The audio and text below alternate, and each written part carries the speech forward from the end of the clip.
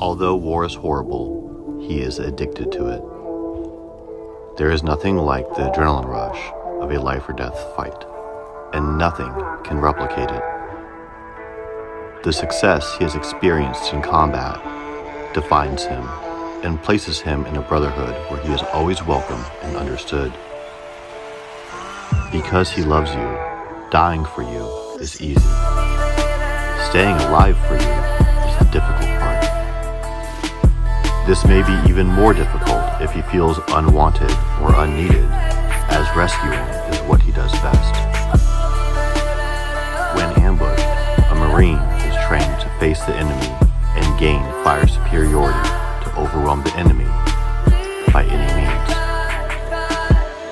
This can be very difficult, as in the civilian world, you are to meet a threat with a similar response. A small threat equals a small response. When training becomes second nature, a Marine's natural response is to gain fire superiority by any means. This can become very difficult, as it can be directed at family, friends, and even strangers.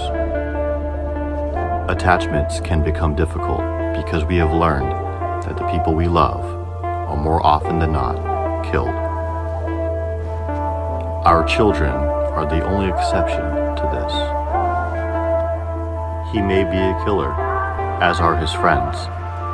This may be hard, as he may see himself as a murderer, where in fact he is a sheepdog, protecting the herd, not a wolf, trying to destroy it.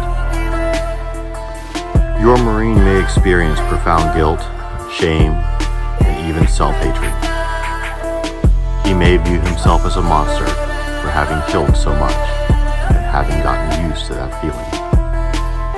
You must understand he has had to cultivate explosive anger in order to survive in combat.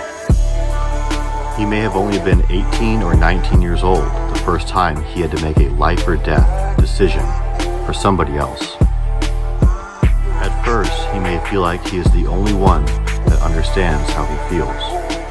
It will take time for him to understand that other combat vets may feel the same way. When you don't understand him, he's going to need you to give him the benefit of the doubt. He's going to need you to understand that his issues are not about you. The last thing he wants is for you to become a casualty of his war. For you and the country, the war has ended, but for him, it may never end.